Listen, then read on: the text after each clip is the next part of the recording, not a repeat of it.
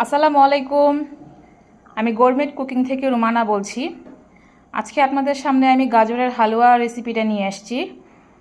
এই হালুয়াটা এভাবে আপনারা তো অনেকভাবেই হালুয়া খেয়েছেন, তো এভাবে যদি খাওয়ান যে কোনো মানুষ আপনার রান্নার ফ্যান হয়ে যাবে।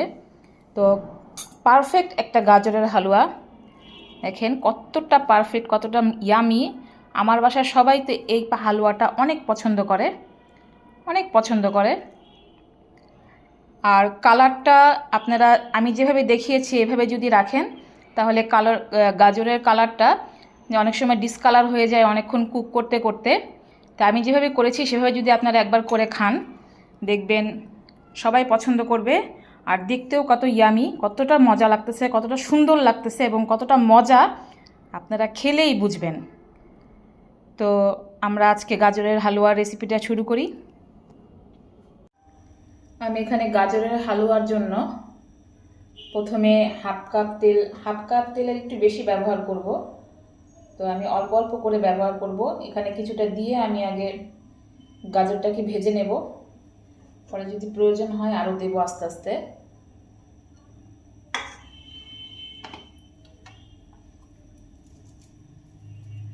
কিছু গরম মশলা দিয়ে নিচ্ছি।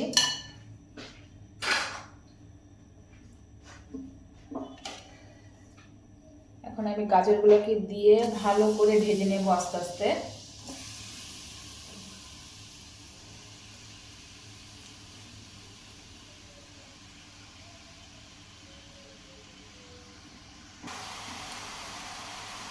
গাজরের হালুয়াটা গাজরটা ভাজার সময় আপনারা চুলার আঁচটা একটু হাই হিটে রাখবেন, কেননা অতিরিক্ত কুক হয়ে গেলে গাজরের হালুয়ার কালারটা নষ্ট হয়ে যায়। একটু হাই হিটে রেখে এটাকে ভেজে নিতে হবে। আমি আরও কিছু পরিমাণ ঘি দিয়েছিলাম এখানে।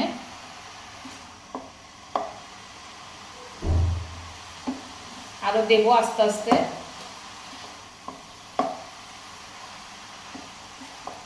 এভাবে গাজরের হালুয়াটা করে খাবেন, দেখবেন অনেক ভালো লাগবে, খেতেও ভালো লাগে আর দেখতেও ভালো লাগে।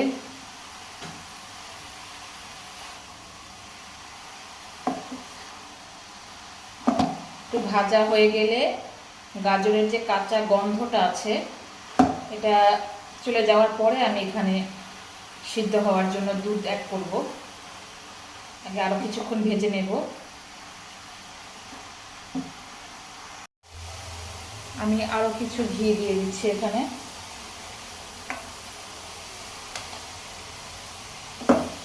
আমি এখানে বলতে ভুলে গিয়েছিলাম যে আমি কতটুকু গাজর নিয়েছি। এখানে আমি 1 কেজি পরিমাণ গাজর নিয়েছি।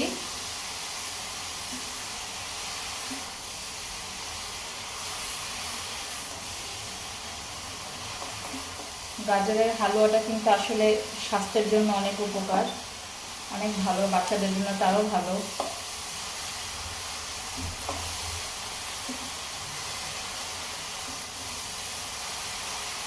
আমি বেশ অনেকটা সময় ধরে এটাকে ভেজে নিয়েছি।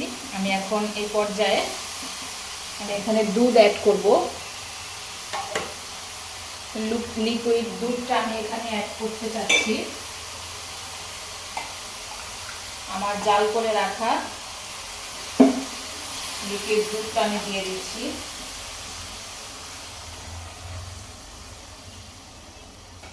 আমি এখানে 2 কাপ দুধ ব্যবহার করব, কারণ অনেক বেশি দুধ ব্যবহার করলে এটা টানতে অনেকটা সময় লাগবে, তাতে গাজরটা অনেক বেশি কুকড হয়ে যাবে আর এটার কালারটা নষ্ট হয়ে যাবে।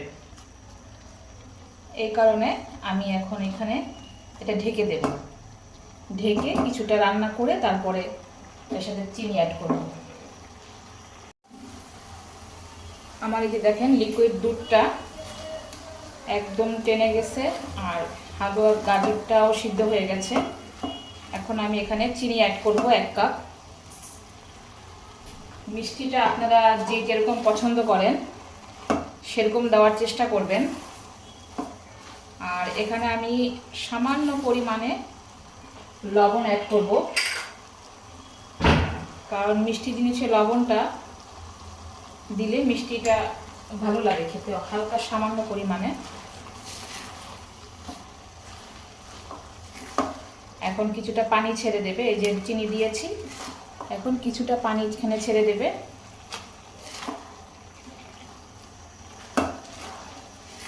আমি মাঝখানে আরও কিছুটা ঘি আমি এখানে অ্যাড করেছি, সেটা ভিডিওতে আসেনি যে কোনো কারণবশত।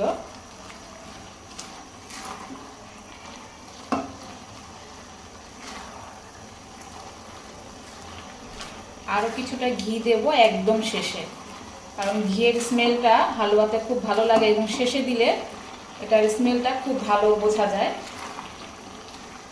খেতে ভালো লাগে। আপনারা সবসময় হালুয়া তৈরির ক্ষেত্রে ঘিটা ব্যবহার করার চেষ্টা করবেন। তেল দিয়ে বাটার দিয়েও করা যায়, কিন্তু ঘিয়ের স্মেলটা সবসময় হালুয়াতে খুব ভালো লাগে খেতে। দেখেন চিনিটা একদম টেনে নিয়ে শুকনো শুকনো হয়ে আসছে, আর ঘিটাও বের হয়ে আসছে এরকম তেলটা। এখন আমি এখানে হাফ কাপ দুধ দেব, গুঁড়া দুধ। এটা অল্প অল্প করে মেশাবো, একবারে দেব না।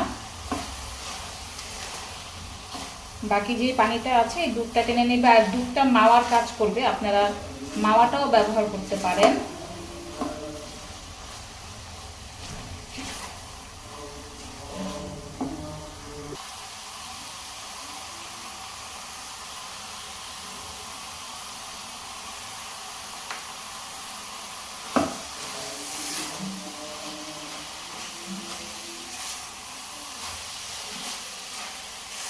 দেখেন গাজরের হালুয়াটা দেখতে কত সুন্দর লাগতেছে, খেতেও অতটাই ভালো লাগবে।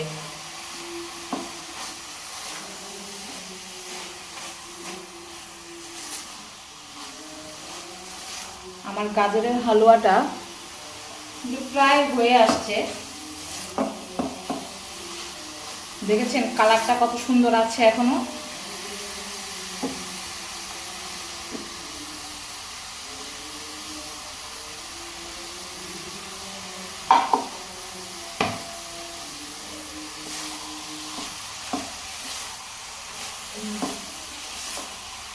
এভাবে যদি গাজরের হালুয়া করে খাওয়ান কাউকে, যে কেউ মুগ্ধ হয়ে যাবে।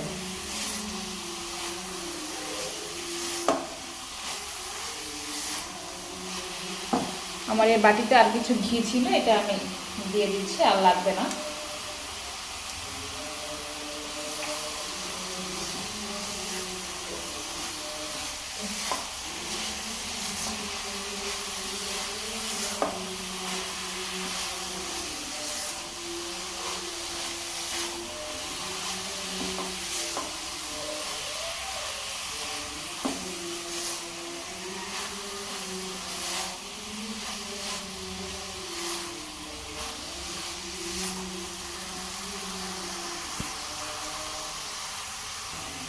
আমার গাজরের হালুয়াটা ডান। আমি এখন একটা সার্ভিং বোলে উঠিয়ে নেব। এই যে আমার গাজরের হালুয়া রেডি, একদম পারফেক্ট একটা গাজরের হালুয়া। আপনাদের কাছে যদি আমার ভিডিওটা ভালো লাগে তাহলে লাইক কমেন্ট শেয়ার করবেন, আর ফলো দিয়ে সাথে থাকবেন, তাহলে আমি আপনাদেরকে আরও সুন্দর সুন্দর ভিডিও দেব। তো আজকের মতো এখানেই, আল্লাহ হাফেজ।